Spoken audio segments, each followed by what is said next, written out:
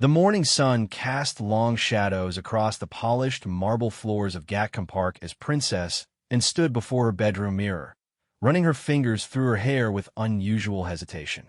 For 47 years, she had worn her hair in the same practical style, pulled back severely, pinned with military precision, a reflection of her no-nonsense approach to royal duties. Today, however, something felt different. Her lady-in-waiting, Margaret Thornton, had been with the Princess Royal for over 2 decades and had never seen her employer show such uncertainty about her appearance. Margaret watched from the doorway as and picked up a silver hairbrush, then set it down again, her reflection showing a woman caught between tradition and an inexplicable urge for change. "Your Royal Highness," Margaret ventured carefully, "perhaps we should begin preparations for the state banquet. The car will arrive in 3 hours." And turned from the mirror, her blue eyes holding an expression Margaret had rarely seen, vulnerability mixed with determination. The Japanese state visit was one of the most important diplomatic events of the year, with Emperor Naruhito and Empress Masako making their first official visit to Britain since ascending to the throne. Every detail had been planned months in advance, every protocol memorized, every outfit carefully selected. Yet here was the Princess Royal, second in line to the throne, and, known for her unwavering composure, seemingly troubled by something as simple as her hair. "Margaret," and said slowly, "how long have you known me?" The question caught Margaret off guard. In all their years together, through countless state occasions, charity events, and personal moments, and had never asked such a thing. 23 years next month, Your Royal Highness. And in all that time, have you ever seen me change my hairstyle? Margaret considered her words carefully. She remembered the young princess and of the 1970s, with her fashionable feathered hair and bold fashion choices. She recalled the gradual transition to the more conservative styles of the 1980s and 1990s, and finally, the severe, practical look that had become her signature for the past 2 decades. "Not recently, ma'am, but, may I say, you've always looked distinguished," and smiled wryly. "Distinguished. Yes, that's certainly one way to put it." She moved to the window, gazing out at the Gloucestershire countryside, where horses grazed peacefully in the distance. "Do you know what the Japanese Empress said to me during our private meeting last month?" Margaret shook her head, intrigued by this rare glimpse into her employer's inner thoughts. She spoke about transformation, about how she had to completely reinvent herself when she married into the imperial family, changing not just her role, but her entire identity. She said the most difficult part wasn't learning the protocols or the ceremonies, but deciding which parts of herself to keep and which to leave behind. The princess turned back to face Margaret, and for a moment, the weight of nearly 5 decades of royal duty was visible in her expression. "I've been thinking about that conversation ever since. About transformation, about change, about whether it's ever too late to become someone slightly different while still remaining true to who you are." Margaret had served enough members of the royal family to understand that these moments of introspection were rare and precious. She waited patiently as and gathered her thoughts. "This evening's banquet isn't just about diplomatic relations," and continued. "It's about showing our Japanese guests the very best of British tradition while also demonstrating that we're a nation capable of growth and adaptation. The Emperor and Empress have modernized their monarchy while respecting their ancient traditions. Perhaps it's time I considered doing the same." She walked to her dressing table and opened a drawer that Margaret had never seen her access before. Inside were photographs, some recent, some decades old, showing various hairstyles she had worn throughout her life. There were images from her younger days, when she had experimented with different looks, and more recent photos from private moments when her hair wasn't pinned back in its usual severe style. "I've been working with a stylist," and admitted, her cheeks coloring slightly. "Nothing dramatic, mind you, just exploring possibilities." She suggested that tonight might be the perfect opportunity to debut something new, a way to honor our guests while also making a quiet statement about evolution and renewal. Margaret felt her breath catch. In all her years of service, she had never known the Princess Royal to consult with anyone about her appearance beyond the most basic requirements, and was famously practical about such matters, choosing functionality over fashion, durability over beauty. What did the stylist suggest? Margaret asked gently, and picked up one of the photographs, a recent one showing her with her hair styled in soft waves, framing her face in a way that softened her features while maintaining her inherent dignity. Something like this. Classical, but with a contemporary touch. Elegant without being frivolous. The transformation in the photograph was subtle, but striking. The severe lines that had defined her look for so many years were replaced with a gentler silhouette that somehow made her appear both younger and more approachable, while never compromising her natural authority. "It's beautiful, Your Royal Highness," Margaret said sincerely. "But are you certain about debuting it at such a high-profile event?" And was quiet for a long moment, studying her reflection once more. "I've spent my entire adult life being exactly what was expected of me. Tonight, I want to be exactly what I choose to be. The question is whether I have the courage to follow through." As if summoned by her words, the telephone rang. Margaret answered, speaking in hushed tones before turning back to, and with a slight smile. "That was your stylist, ma'am.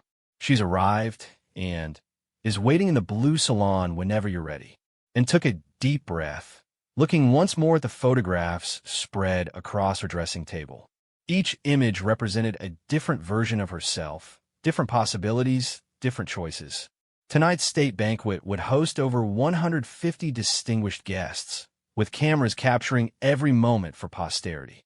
Whatever decision she made would be scrutinized, analyzed, and remembered. "Margaret," she said finally, "would you please tell her I'll be down in 5 minutes? And perhaps you could ensure we have complete privacy for the next 2 hours." As Margaret hurried to carry out her instructions, Princess and remained at her mirror, seeing not just her reflection, but glimpses of the woman she had been, the woman she was, and perhaps the woman she might become.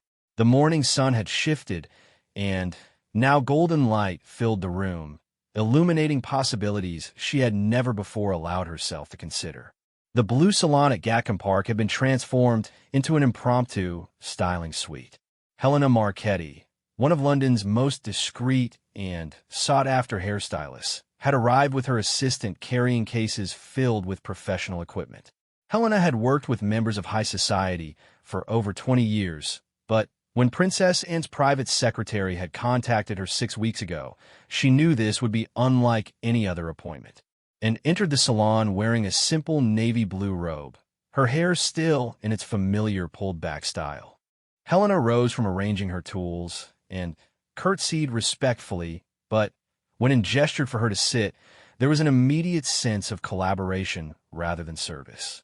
"Your Royal Highness," Helena began, her slight Italian accent adding warmth to her words, "I want you to know that everything we discussed in our previous consultations remains completely confidential.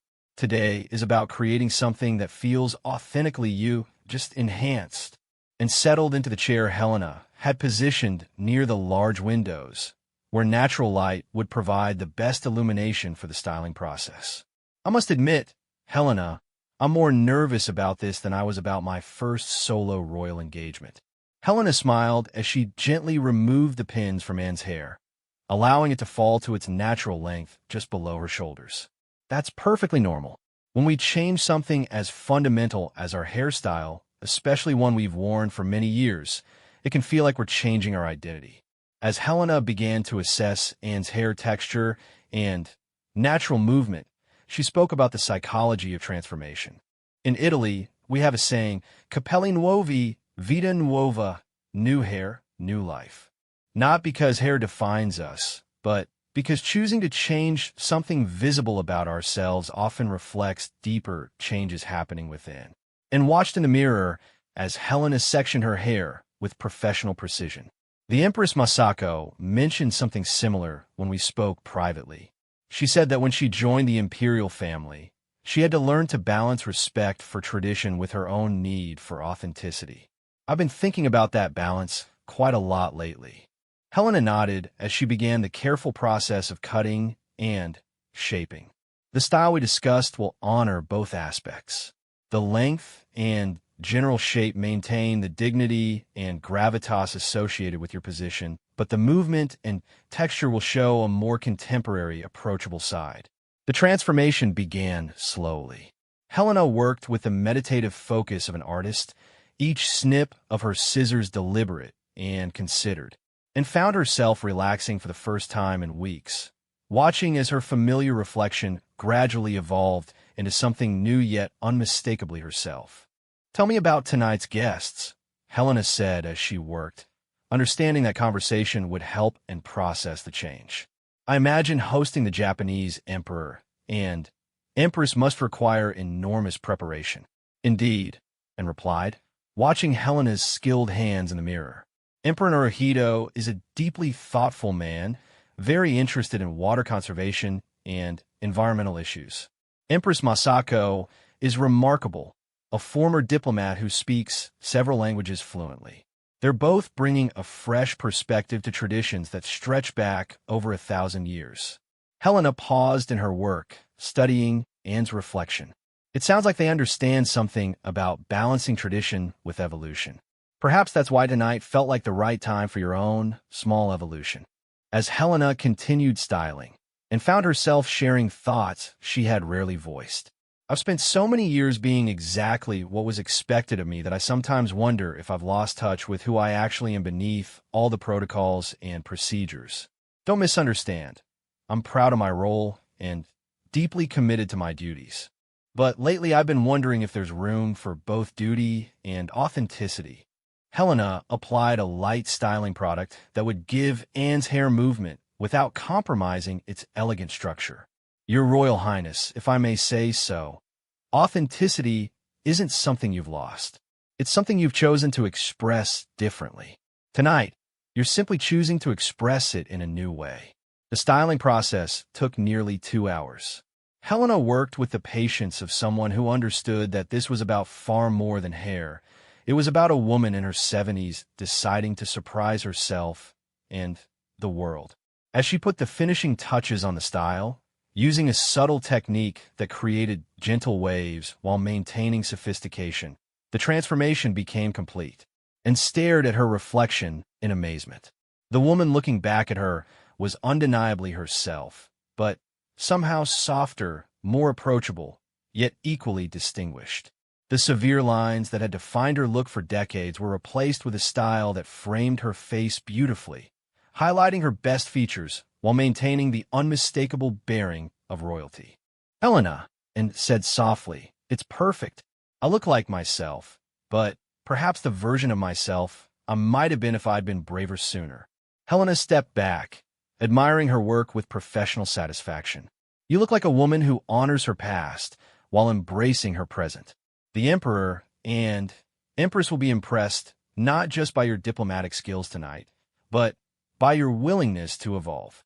As if on cue, Margaret appeared at the salon entrance with Anne's jewelry selection for the evening. When she saw the transformation, her composure faltered for just a moment before her professional training reasserted itself. "Your Royal Highness," Margaret breathed, "you look absolutely radiant. The tiara will complement your new style beautifully," and rose from the chair, running her fingers through her newly styled hair. The sensation was foreign yet delightful. Instead of the rigid structure she was accustomed to, her hair moved naturally, catching the light in ways that made her feel unexpectedly feminine. "I suppose there's no turning back now," and said with a mixture of excitement and apprehension. "In 3 hours, I'll be greeting the Emperor and Empress of Japan with a completely new look." Helena packed her equipment with the efficiency of someone who had learned to work around royal schedules. "Your Royal Highness, if tonight goes well, would you consider making this your regular style? I could teach your usual stylist the techniques to maintain it." And considered this as she examined her reflection from different angles. The change was subtle enough to feel natural, but dramatic enough to signal that something significant had shifted in her approach to self-presentation. "Let's see how tonight goes first," she replied diplomatically. "But, Helena, regardless of what happens, thank you for helping me remember that it's never too late to surprise yourself. as Helena departed and Margaret began preparing the evening's accessories and remained at the mirror, getting acquainted with this new version of herself. In a few hours, she would walk into Buckingham Palace's grand ballroom, where hundreds of eyes would immediately notice the change. Some would approve, others might question her judgment, and still others would analyze every aspect of her decision. But for now, in the quiet of her own home, Princess Anne simply smiled at her reflection and allowed herself to feel something she hadn't experienced in years, the thrill of pleasant uncertainty about how the evening would unfold. The journey from Gatcombe Park to Buckingham Palace had never felt longer. Princess Anne sat in the back of her official car, acutely aware of every movement of her newly styled hair as they navigated through London traffic. Her protection officer, Detective Inspector James Morrison, had worked with her for 8 years and prided himself on maintaining professional composure in all circumstances. However, when she had emerged from her residence that evening, she noticed his momentary double-take before he quickly opened the car door. "The traffic is lighter than expected, Your Royal Highness," he reported through the partition. "We should arrive at the palace with 15 minutes to spare," and nodded, using the extra time to mentally rehearse the evening's protocol. As the Princess Royal, she would be among the first to greet the imperial couple, standing in the receiving line alongside other senior members of the royal family. Every gesture, every word, every detail of her appearance would be noted and analyzed by the assembled dignitaries, members of the press, and royal watchers around the world. Her phone buzzed with a text message from her daughter, Zara, who had seen early evening news coverage mentioning the state banquet. "Good luck tonight, Mom. I know you'll be brilliant as always. Dad sends his love too." The simple message from her family grounded her, reminding her that beneath all the protocol and ceremony, she was still a mother, wife, and woman who had simply decided to try something new with her hair. As they approached the palace gates and could see the familiar crowds of photographers and royal enthusiasts who gathered for such occasions, camera flashes began immediately as her car was recognized, and she found herself instinctively checking her hair in the car's vanity mirror one final time. The style had held perfectly during the journey, looking as elegant and polished as it had when Helena finished it hours earlier. Margaret, who had traveled in a separate vehicle with Anne's tiara and final accessories, was waiting at the palace's private entrance. "Your Royal Highness, your brother has already arrived, and their majesties are in the Belgian suite with the Emperor and Empress for their private reception," and took a deep breath as Margaret carefully placed the George IV state diadem on her head. The diamond and pearl tiara, worn by queens and senior princesses for over 2 centuries, settled perfectly into her new hairstyle. Helena had calculated the style specifically to accommodate the headpiece, and the result was striking. The tiara seemed to float above her softly waved hair like a crown of stars. "How do I look, Margaret? And please be honest." Margaret stepped back to assess the complete ensemble. The midnight blue silk gown by Stuart Parvin, the historic jewels, and the subtly transformed hairstyle that brought everything together in perfect harmony. "Your Royal Highness, you look like a princess who knows exactly who she is and isn't afraid to show it." The Emperor and Empress will be charmed. They made their way through the palace's familiar corridors, past portraits of Anne's ancestors, and through rooms that had hosted similar diplomatic occasions for centuries. Palace staff they encountered offered respectful nods, though, and noticed more than a few surprised glances at her new appearance. Word would spread quickly through the royal household. By tomorrow morning, everyone from the housekeeping staff to the private secretaries would know that Princess Anne had debuted a dramatic new look. At the grand staircase, and paused to gather her thoughts. Through the open doors of the throne room, she could hear the gentle murmur of arriving guests and the soft strains of a string quartet playing arrangements of both British and Japanese classical pieces. In moments, she would walk into that room and take her place in the receiving line, where her new hairstyle would be seen by hundreds of people simultaneously.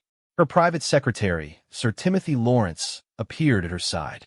As her husband of over 30 years, Tim had seen her through countless royal occasions, but even he seemed momentarily taken aback by her transformed appearance. "You look absolutely stunning, darling," he said quietly, offering his arm. "Are you ready for this?"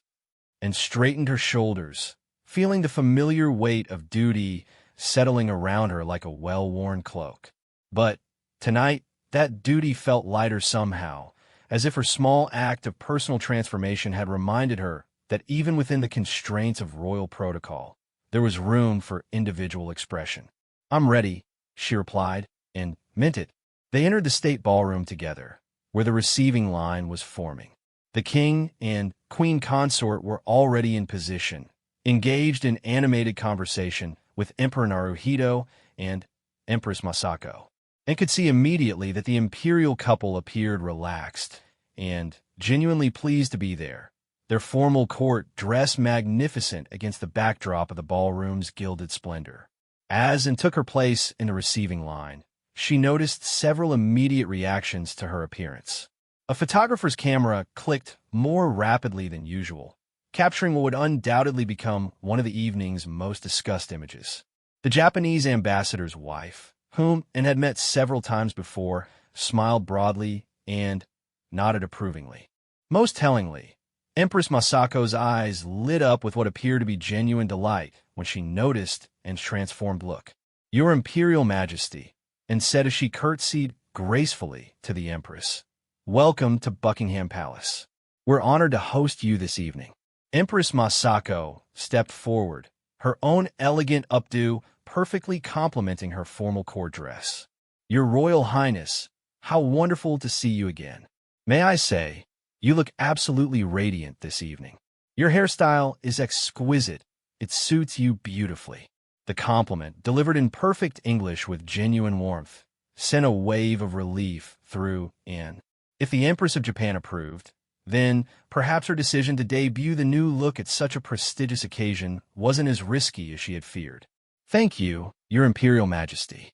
I hope this evening provides many opportunities for us to continue our discussions about environmental conservation and cultural exchange between our nations." Emperor Naruhito joined the conversation, his scholarly demeanor immediately apparent. "Princess Anne, we've been looking forward to this evening immensely.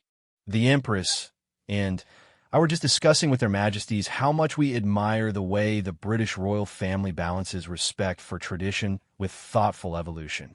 This evening seems to embody that balance perfectly."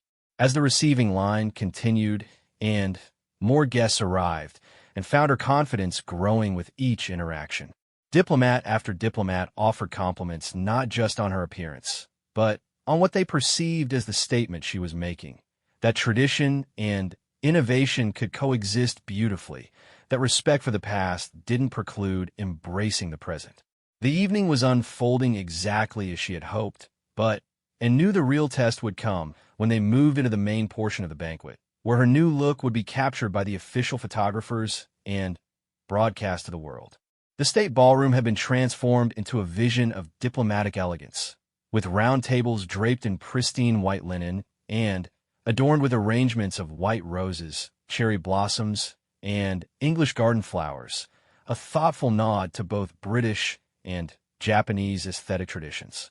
Crystal glasses caught the light from the massive chandeliers overhead, while gold-rimmed china bearing the royal cipher awaited the evening's formal service.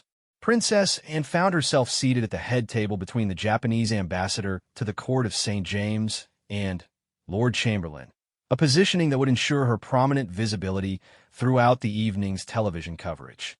As guests continued to arrive and take their seats, she became increasingly aware of the discreet but persistent attention her new hairstyle was receiving. Lady Sarah Chatto, Princess Margaret's daughter and Anne's cousin, approached during the pre-dinner reception with an expression of genuine admiration. "And you look absolutely wonderful. The new style is so sophisticated. Where on earth did you find the courage to debut it tonight?" "Perhaps that's exactly why I chose tonight," and replied with a smile that revealed both confidence and lingering nervousness. "If one is going to make a change, it might as well be memorable." The comment drew a knowing laugh from Sarah, who understood better than most the peculiar pressures of royal life, where even the smallest personal choices became subjects of public fascination and analysis. As dinner service began with a delicate consommé featuring British spring vegetables and Japanese dashi, and found herself engaged in fascinating conversation with Ambassador Hayashi about the cultural significance of transformation in Japanese society. The ambassador, a distinguished man in his 60s with extensive diplomatic experience, seemed particularly intrigued by the evening's subtle theme of evolution within tradition. "Your Royal Highness," he said between courses, "in Japanese culture, we have a concept called kaizen, continuous improvement through small, thoughtful changes. Tonight's banquet seems to embody this philosophy beautifully, from the innovative menu pairings to your own elegant transformation," and felt a warm flush of pleasure at the compliment. Ambassador Hayashi, that's a lovely way to think about it. I've always believed that true strength comes from knowing when to adapt while never forgetting who you are at your core. Their conversation was interrupted by the arrival of the second course, Cornish turbot with sake-infused butter sauce, accompanied by British asparagus and Japanese vegetables prepared using traditional techniques. The fusion represented exactly the kind of cultural bridge building that made these state visits so valuable, and found herself appreciating the careful thought that had gone into every detail of the evening. Across the ballroom, she could see Emperor Naruhito engaged in animated discussion with the king about water conservation initiatives, while Empress Masako was charming a table full of British cultural figures with her extensive knowledge of contemporary literature.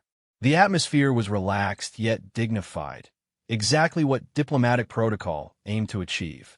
During the main course of organic lamb from the royal estates, served alongside tempura vegetables and green tea noodles, and noticed that several photographers had been discreetly positioned to capture the evening's key moments.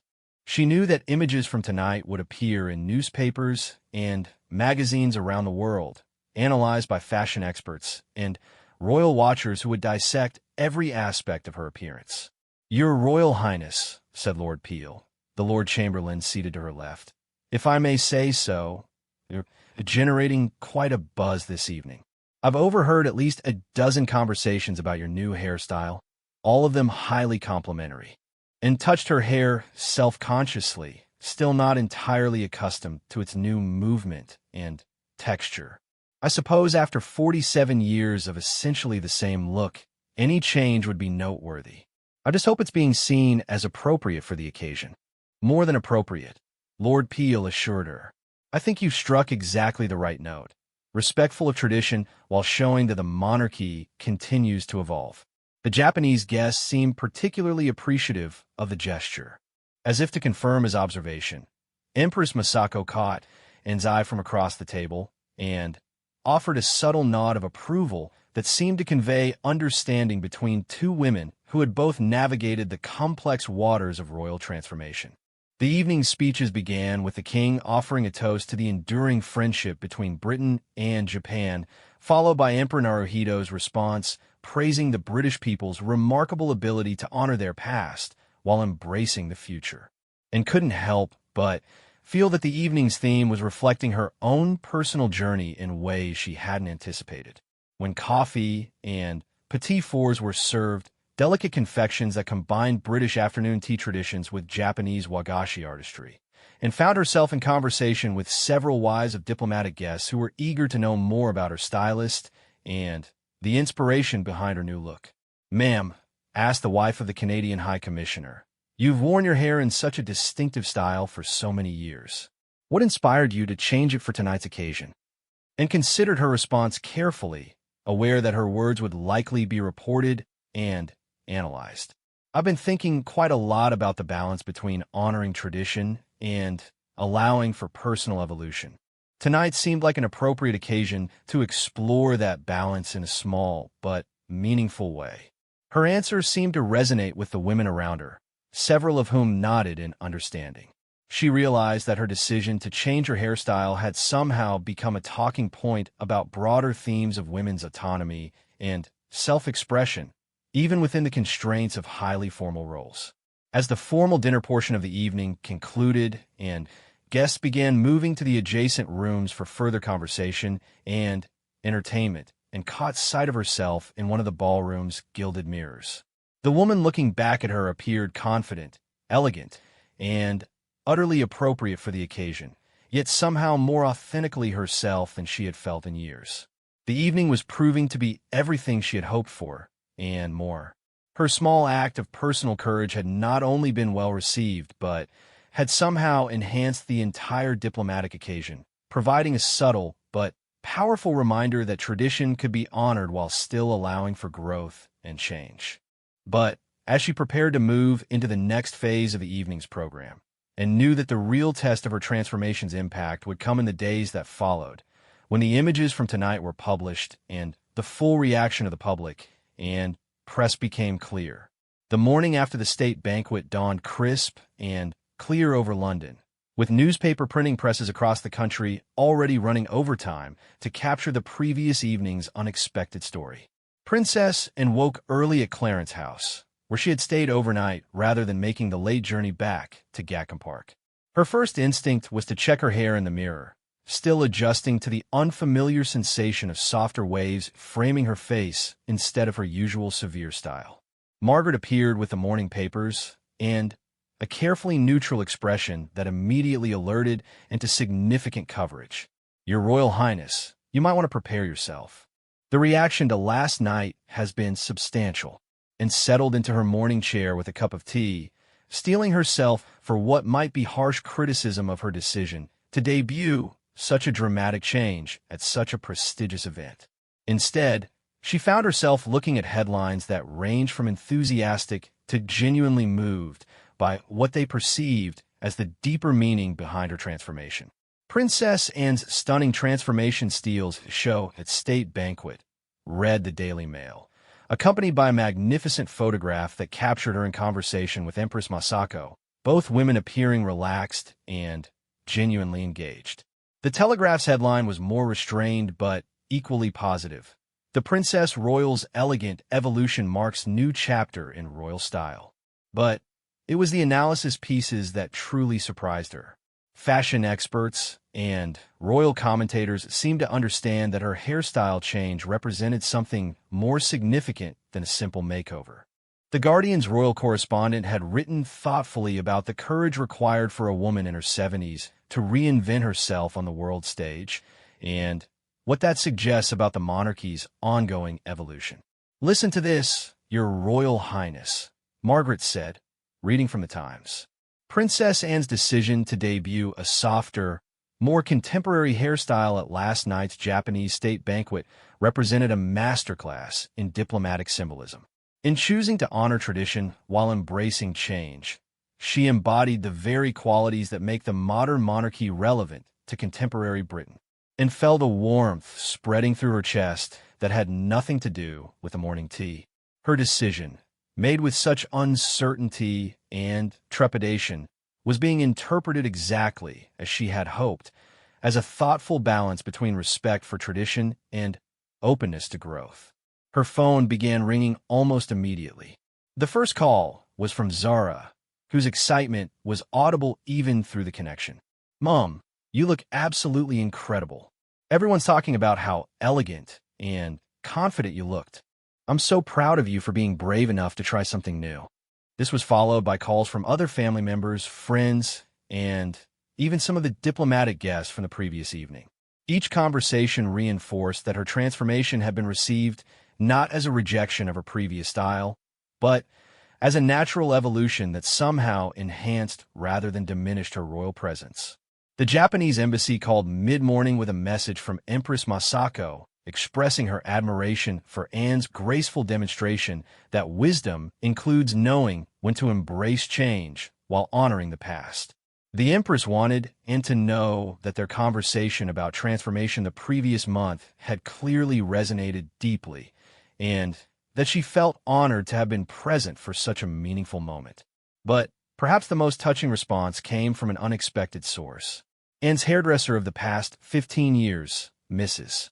Dorothy Fleming from a village near Gatcombe Park, called to say that while she was initially hurt not to have been consulted about such a dramatic change, Seeing the photographs in the morning papers had convinced her that, and had made exactly the right choice for exactly the right occasion. "Your Royal Highness," Dorothy said, "I've been doing your hair the same way for so long because it suited you perfectly for your daily duties. But seeing you last night, looking so radiant and confident, I realized that sometimes we need different versions of ourselves for different chapters of our lives." By noon, his private secretary was fielding interview requests from fashion magazines, women's publications, and even television programs wanting to discuss her transformation. While she declined most of these, she did agree to a brief statement that was released through Buckingham Palace. The Princess Royal was delighted by the positive reception to her new hairstyle at last night's state banquet. Her Royal Highness believes that personal evolution and respect for tradition can coexist beautifully, and she was honored to explore that theme in the company of such distinguished guests. Helena Marchetti called in the afternoon, her voice filled with professional pride and personal satisfaction. "Your Royal Highness, I hope you've seen the coverage. What we created together has started conversations about so much more than hair.